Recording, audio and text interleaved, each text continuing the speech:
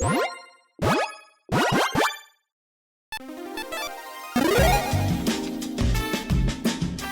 and welcome to the Commander's Quarters. I'm your host, Mitch. Glad to have you here. Here at the Commander's Quarters, we're all about Commander on a budget. Today we have an episode of Commander's 2 Cents. On episodes like these, I give you my own personal take on topics about the format in general and current news.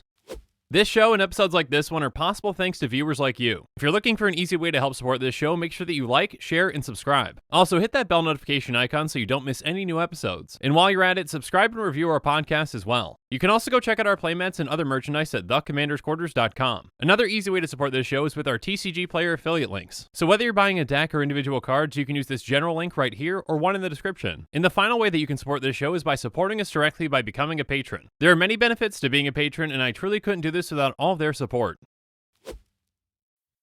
Hello and welcome to the Commander's Quarters. I'm your host, Mitch. Glad to have you here.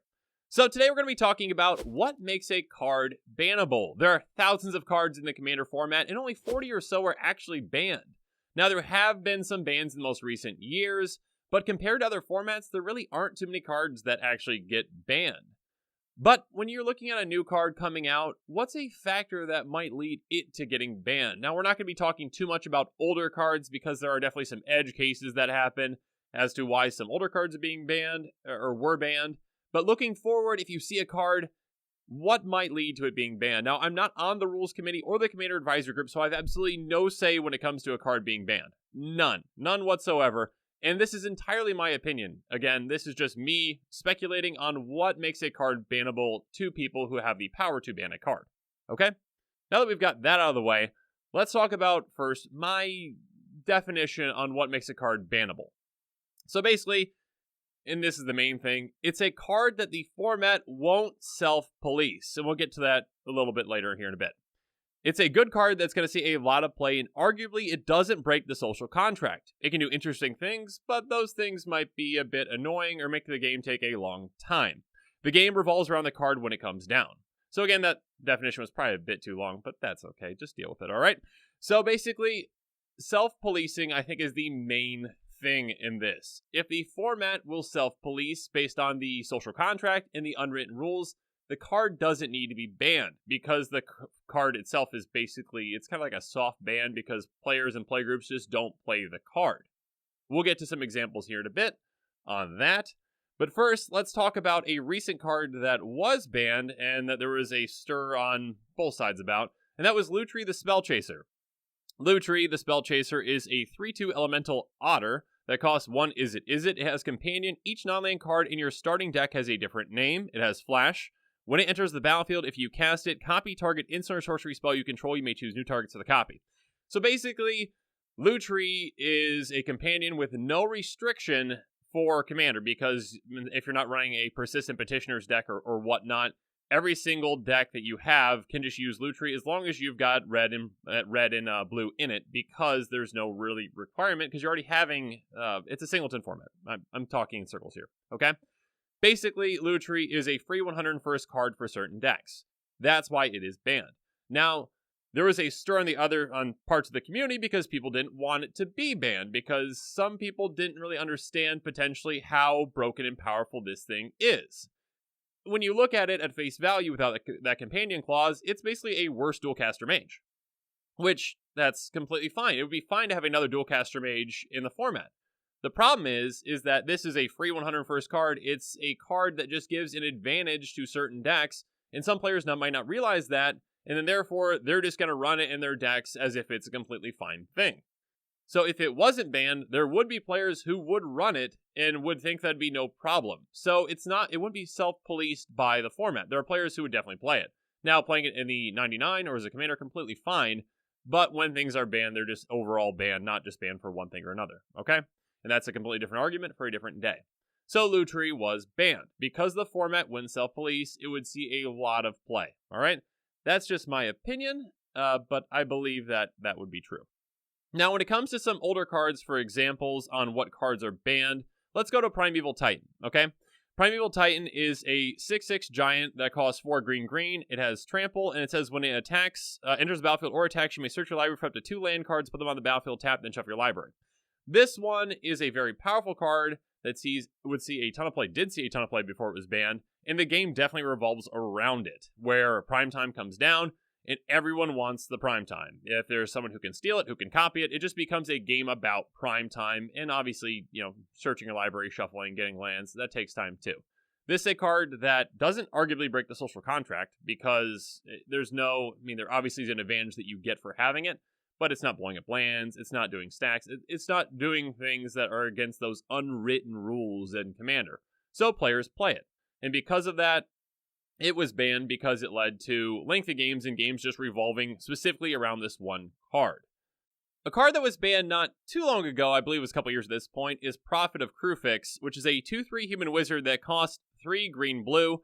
It says, untap all creatures and lands you control during each other player's untap step. You may cast creature cards as though they had flash. So this one, again, the format did not self-police. It doesn't technically break any of those unwritten rules, but basically it's giving you an extra turn for every one of your opponent's turns. So it's an extremely powerful card that the game revolves around. It's not going to be self-policed, and it just makes the game take a long time. Even if the game doesn't take a long time necessarily, I guess, it's letting one player take up the most time in the game. They basically have a turn for every other player's turn. So it's just a card that can kind of be irksome to some players, and again, there's no self-policing when it comes to it, because it has nothing to deal with, the standard things that are in the social contract, like no blowing up lands, no stacks, those things. It's, on its own, it's not a unfair card, but it does, it's unfair in Commander, but it does make the game take a long time, it can be annoying to some players, and it's not self-policed, so that's why that one was banned. Another one that was banned, arguably for a similar reason, is Paradox Engine. Paradox Engine is a legendary artifact that costs 5, and it says, whenever you cast a spell, untap all non-land permanents you control. So this one was banned because it wasn't being self-policed. It is an extremely powerful card, and it leads to very, very, very, very long and convoluted turns that may or may not lead to a player winning.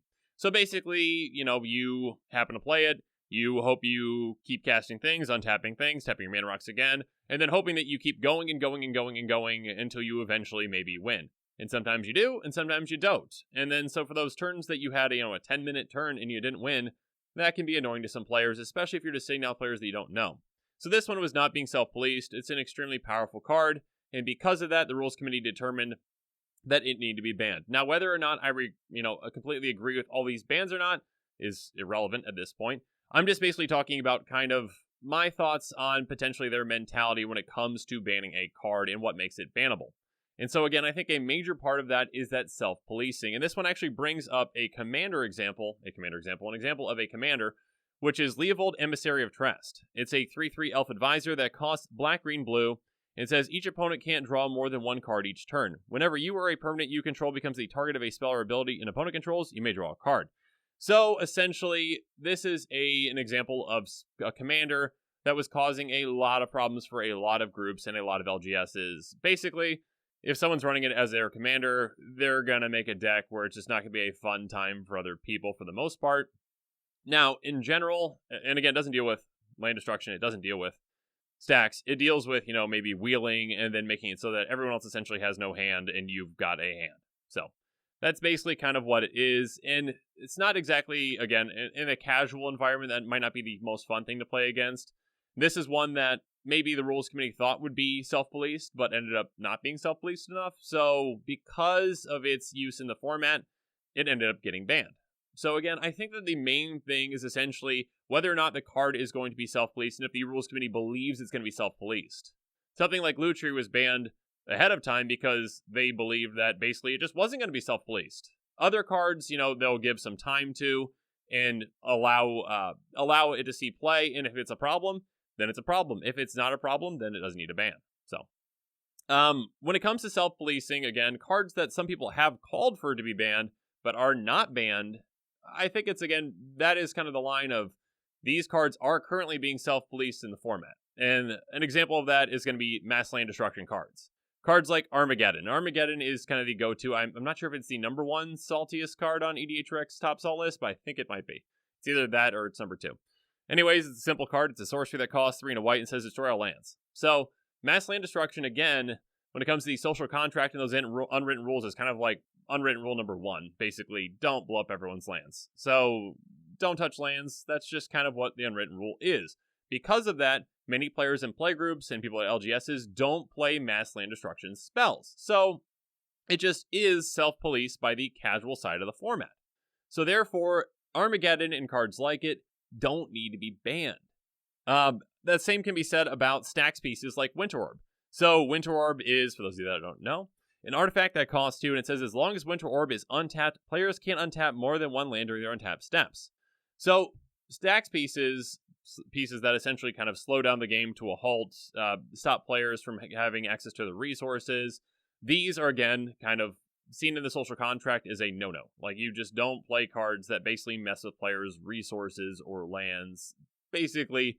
And so because of that, the format self-polices it, and therefore the card doesn't need to be banned because it doesn't see a lot of play in casual. Now, when it comes to competitive, that's completely different. Again, competitive agrees on kind of pretty much anything goes. There's no social contract, basically. So, again, this is a casual or conversation on casual commander, not on competitive. So, stacks pieces, land destruction, completely fine in those formats. A card that actually was recently spoiled kind of fits in another bucket. Not recently spoiled, I guess Ikoria was spoiled a while back, but a new card that there was some discussion, at least I saw on Reddit, on will this card be banned? Because it kind of has that feeling of, a no fun, but, it's kind of got that kind of anti-casual kind of feel to it for some. And that would be Draenith Magistrate, which I think let's call it in the category of hate bear, okay? Draenith Magistrate is a 1/3 human wizard that costs 1 and a white and says your opponents can't cast spells from anywhere other than their hands. So if people are casting things for free off the top of their library, or if, say, from the command zone, that's the main issue right there, is the command zone, I believe. Where players are like, okay, if this comes down turn 2 and I've got a commander that costs more than that, I can't get my commander down until it's dealt with or until that player's gone. And so basically that's kind of like the main issue that players are seeing with this card, and they're saying, oh, it's going to be banned because of this, because it's going to cause problems in casual metas. Personally, I don't think it's going to, for a couple reasons. Number one, it's a hate bear, so it's a creature. It's pretty easy to remove, so it doesn't prevent you from removing it. You just, if you got a path to exile, it's gone. It's not going to. I don't think it's going to run rampant in casual metas. I think that also that players that don't want to play against a card like this with their playgroup are going to talk about it. They'll talk about it ahead of time and say, like, is this card okay in our meta or not? And that discussion is going to be had. I don't think that it's going to run rampant in Commander and cause problems. And I think that's why that it eventually, once it sees play, or once a couple of months passed and we see kind of how much play it's seeing in casual, I don't think it's going to cause a problem. I don't think that this one is ban worthy, and there were definitely people who were calling for it at the same time when Lutru is banned, and this one just doesn't add up to needing a ban, again, because I think mainly that self-policing for it will happen. I think that there are some players who are going to want to play it, and there are some players who are not going to want to play it, and I think for the most people, it's going to be a non-play for most play groups, I believe. So, and I could be very wrong about that. We'll see here in a couple of months. Maybe I'm wrong, and you can tell me in the comments, when that happens, hey, Draenith Magistrate got banned. Mitch, you were wrong, and that happens. I'm wrong a lot. Sometimes. Ish. Okay. Anyways, one other card that people have been talking about for a while for being banned, which will never happen, in my opinion, is Sol Ring. And we'll talk about why this one's not banned. Sol Ring is an artifact that costs 1 and it taps for colorless. So Sol Ring is a card that isn't self-policed. It definitely is not self-policed. It's one of the most popular cards in Commander, if not the most popular card. It sees a ton of play, and for good reason. It's a mana rock that costs 1 and taps for 2. Good mana rocks, for the most part, like Signets, they cost 2 and essentially tap for 1. So basically, you're getting an incredible amount of value. You're getting, you 4 times as much value, I guess. I don't know math. Anyway, regardless, you're getting a ton of value out of it because you're only paying half of what you're getting out of it versus other mana rocks, you want to get half of what you put into it. That's confusing. I should stop talking about that. Anyways, regardless, it's not going to be banned because of one reason, in my opinion, and that's accessibility. It's reprinted every single Commander Precon. Every single Commander Precon has it, and because of that, its price is low. I mean, lowish. It's not quite budget enough friendly for me, but for most players, if you want to get one and play it, you can. And so, therefore, it's not really a problem. It's also something that, there are, and I probably should have brought this up with Draenith Magistrate, there's self-policing that happens within a game itself. So if a player on turn 1 plays a Soul Ring, they're immediately the target, and other players are going to go after that player, whether that's helping to destroy it, whether that's attacking that player, whether that's trying to bring them down. If that player gets too far ahead early, they're going to get targeted. If someone plays Draft Magistrate on turn 2 and the other 3 players can't play their commanders, you better bet that they're going to team up against that player to take them out or to take out the Draft Magistrate so that they can play their commanders and play the game. So self-policing can happen before with building your deck, essentially, and kind of like playgroup politics, but it can also happen in the game, and then players can learn, okay, should I actually play this Draft Magistrate? Because every single time I do, I get targeted and taken out. So it's kind of like self-policing on both ends. But anyways, back to Soul Ring, okay? I'm jumping around, and I apologize. So Soul Ring, never going to be banned. In my opinion, never going to be banned. Yes, if you look at it at face value, is it too powerful for the format? Yeah, at face value, sure, compared to other things, absolutely. But it's accessible, and the format polices it as soon as the games police it when it comes down.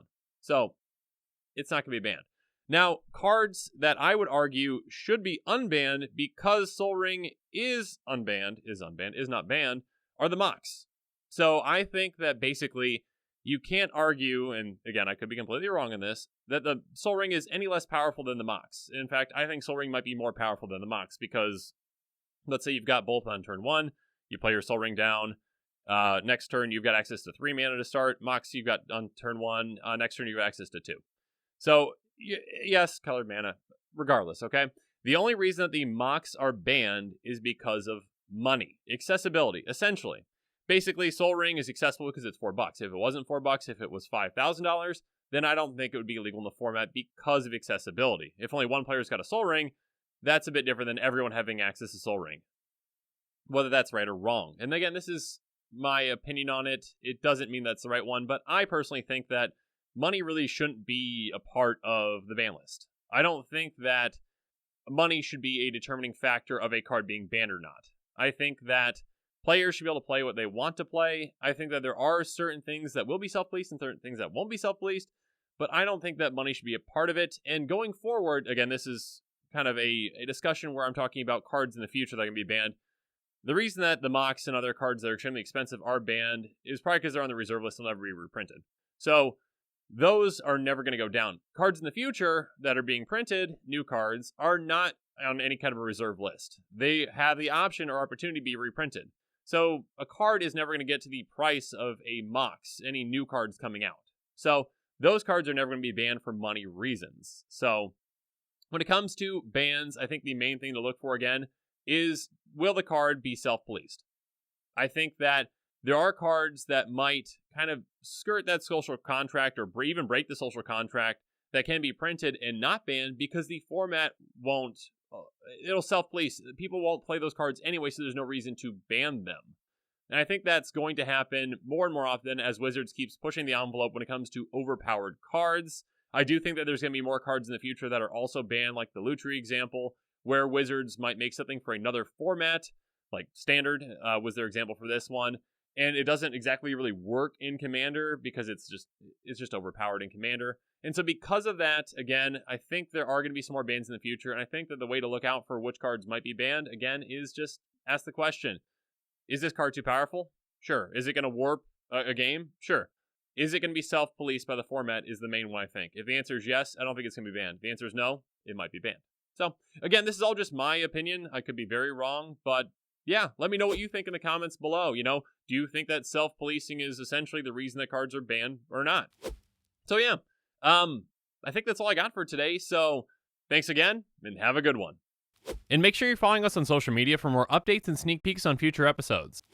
Again, a huge thank you to my patrons who help make this show possible. I truly couldn't do any of this without your support. If you want to support this channel directly, consider becoming a patron. There are many benefits to being a patron, including being able to vote on future commanders for deck techs. There are even tiers where you get your own personalized deck tech dedicated to you. You can check out all the Patreon tiers and rewards at patreon.com/commandersquarters. If you haven't already, make sure that you like and subscribe to the channel. Here at the Commander's Quarters, we're all about budget Commander. So while you're at it, go ahead and check out some of our other types of episodes. And with that, I'm out of here. Thanks again, and have a good one.